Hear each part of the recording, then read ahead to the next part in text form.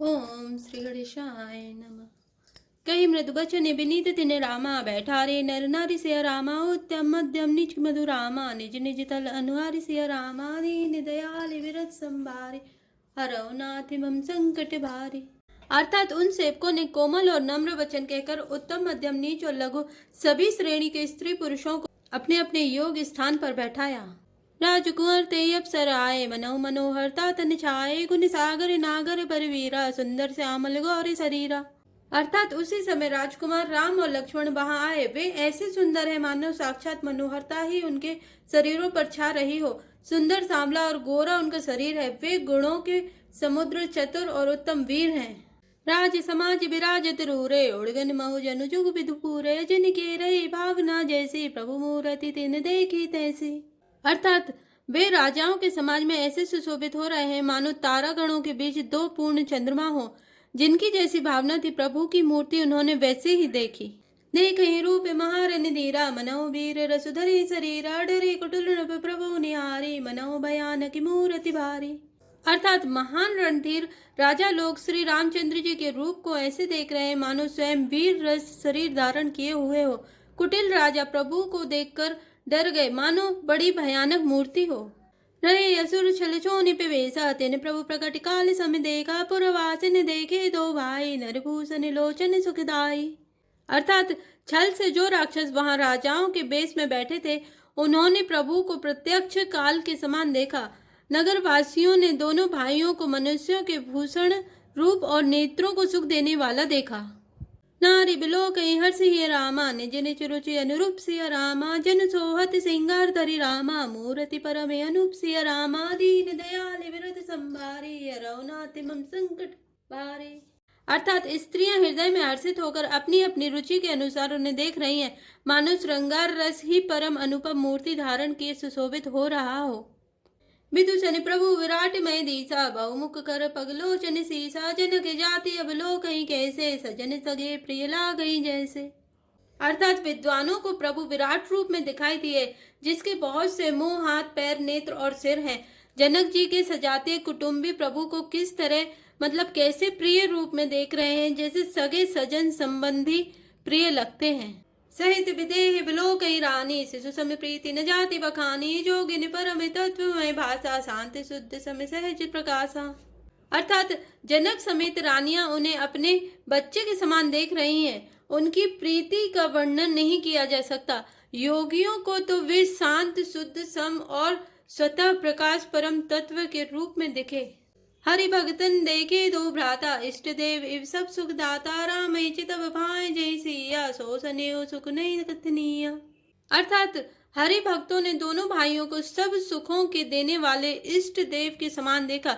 सीता जी जिस भाव से श्री रामचंद्र जी को देख रही हैं, वह स्नेह और सुख तो कहने में ही नहीं आता। और अनुभवती न कही सक सो, कवन प्रकार कहे कवि को, ऐ विधि रहा जाय जस भाव, ते जस देखो कौशल राव। अर्थात उस स्नेह और सुख का वे हृदय में अनुभव कर रही हैं, पर वे भी उसे कह नहीं सकती। फिर कोई कभी उसे किस प्रकार कह सकता है। इस प्रकार जिसका जैसा भाव था, उसने कौशलाधीश श्री रामचंद्र जी को वैसे ही देखा। राजत राज समझ मऊ रामा, कौशल राज किशोर सिया रामा, सुंदर श्यामल गौर तन रामा, विश्व बिलोचन चोर सिया रामा, दीन दयाल विरुद्ध संभारे, हरौ नाथ मम संकट भारे। अर्थात सुंदर सांवले और गोरे शरीर वाले तथा विश्व भर के नेत्रों को चुराने वाले कौशलधीश के कुमार राज समाज में इस प्रकार सुशोभित हो रहे हैं। सहज मनोहर मूरति दो, कोटि काम उपमा लघु सो, शरद चंद निंदक मुखनी के, नीरज नयन भावते जी के।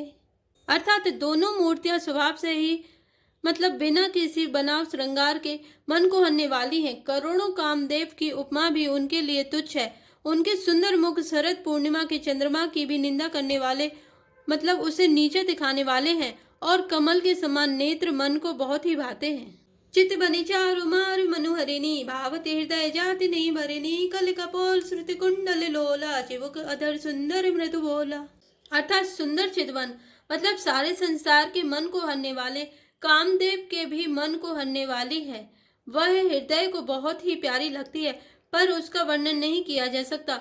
सुंदर गाल है, कानों के चंचल झूमते हुए कुंडल हैं, ठोड़ी और अधर होठ सुंदर है, कोमल बाणी है। कुमुद बंधु करे निंदक हासा, भ्रकुटी बिकट मनोहर नासा, बाल विशाल तिलक झलकाए, कछ बिलो की अली अबली लजाए। अर्थात हंसी चंद्रमा की किरणों का तिरस्कार करने वाली है, भौहें टेढ़ी और नासिका मनोहर है, ऊंचे चौड़े ललाट पर तिलक झलक रहे हैं, दीप्तिमान हो रहे हैं। काले घुंघराले बालों को देखकर भौरों की पंक्तियां भी लजा जाती हैं। पीत चौतनी सिरहि सुहाई, कुसुम कली बिच बीच बनाई, रेखे रुचिर कंबु कलि गीवा, जनु त्रिभुवन सुषमा की सेवा। अर्थात पीली चौकोनी टोपियां सिरों पर सुशोभित है, जिनके बीच बीच में फूलों की कलियां बनी काढ़ी हुई हैं। शंख के समान सुंदर गोल गले में मनोहर 3 रेखाएं हैं, जो मानो तीनों लोगों की सुंदरता की सीमा को बता रही हैं।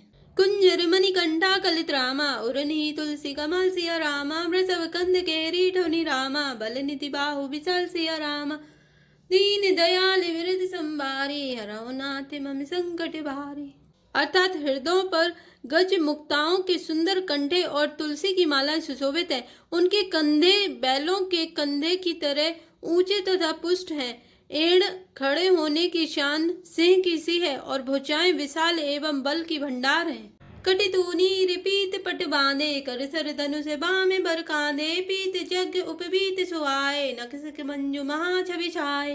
अर्थात कमर में तरकस और पीतांबर बांधे हैं, दाहिने हाथ में बाण और बाएं सुंदर कंधों पर धनुष तथा पीले यज्ञोपवीत जनेऊ सुशोभित हैं। नख से लेकर शिखा तक सब अंग सुंदर हैं, उन पर महान शोभा छाई हुई है।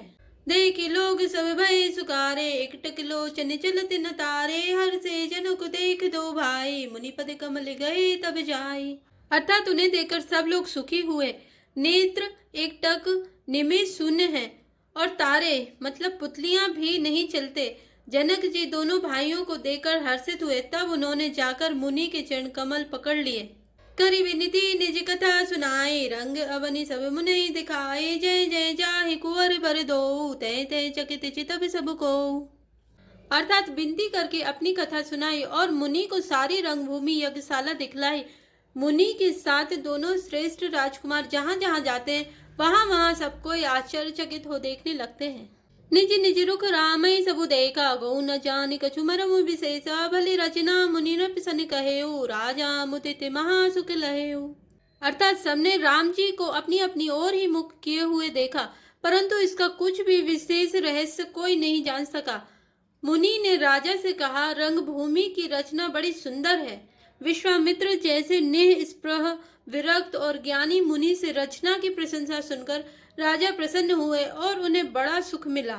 सब वंचन ते मंचु एक रामा, सुंदर विशद विशाल सिया रामा, मुनि समेत 2 बंधु तय रामा, बैठा रे महिपाल सिया रामा, दीन दयाल विरध संभारे, हरौ नाथ मम संकट भारी। अर्थात सब मंचों से एक मंच अधिक सुंदर, उज्जवल और विशाल था। स्वयं राजा ने मुनि सहित दोनों भाइयों को उस पर बैठाया। प्रभु देखी सबने भी हारे, जनु राकेश उदय भय तारे, असी प्रतीत सबके मनि माई, राम चाप तो रब सकनाई। अर्थात प्रभु को देखकर सब राजा हृदय में ऐसे हार गए, मतलब निराश और उत्साहहीन हो गए, जैसे पूर्ण चंद्रमा के उदय होने पर तारे प्रकाशहीन हो जाते हैं। उनके तेज को देखकर सबके मन में ऐसा विश्वास हो गया कि रामचंद्र जी ही धनुष को तोड़ेंगे, इसमें संदेह नहीं। बिनु भंजो भव धनुष विशाला, मेले सिए राम और माला, अस विचारे गबनौ घर भाई, जस प्रताप बलु तेज गवाई। अर्थात इधर उनके रूप को देखकर सबके मन में यह निश्चय हो गया कि शिवजी के विशाल धनुष को, मतलब जो संभव है ना टूट सके, बिना तोड़े भी सीता जी श्री रामचंद्र जी ही के गले में जयमाला डालेंगे। अर्थात दोनों तरह से ही हमारी हार होगी और विजय श्री रामचंद्र जी के हाथ रहेगी। यूं सोचकर वे कहने लगे, हे भाई, ऐसा विचार कर यश प्रताप बल और तेज गवाकर अपने अपने घर चलो। बेसे अपर भूप सुनि बानी, जय अभिवेक अंध अभिमानी, तोरे धनुष ब्याहु अब गा, बिन तोरे की कुंवर ब्याह। अर्थात दूसरे राजा जो अविवेक से अंधे हो रहे थे और अभिमानी थे, यह बात सुनकर बहुत हंसे। उन्होंने कहा, धनुष तोड़ने पर भी ब्याह होना कठिन है, अर्थात सहज ही में हम जानकी जी को हाथ से जाने नहीं देंगे। फिर बिना तोड़े तो राजकुमारी को ब्याह ही कौन सकता है। एक बार कालौ किन होऊ, सिय हित समर जितव हम सोऊ। यह सुनिय बरे महिप मुस्काने, धर्मशीले हरि भगति सयाने। अर्थात काल ही क्यों ना हो, एक बार तो सीता के लिए उसे भी हम युद्ध में जीत लेंगे। यह घमंड की बात सुनकर दूसरे राजा जो धर्मात्मा हरिभक्त और सयाने थे मुस्कुराए। सिए बियाह विराम सिया रामा, गर्भ दूरी करि निपने के रामा। जीति कुशक संग्राम सिया रामा, दशरथ के रन बाकुरे रामा। दीन दयाल व्रत संभारे, हरौ नाथ मम संकट भारे। अर्थात उन्होंने कहा, राजाओं के गर्व दूर करके जो धनुष किसी से नहीं टूट सकेगा उसे तोड़कर श्री रामचंद्र जी सीता जी को ब्याहेंगे। रही युद्ध की बात, सो महाराज दशरथ के रण में बाकी पुत्रों को युद्ध में तो जीत ही कौन सकता है। जय श्री राम, जय जय हनुमान।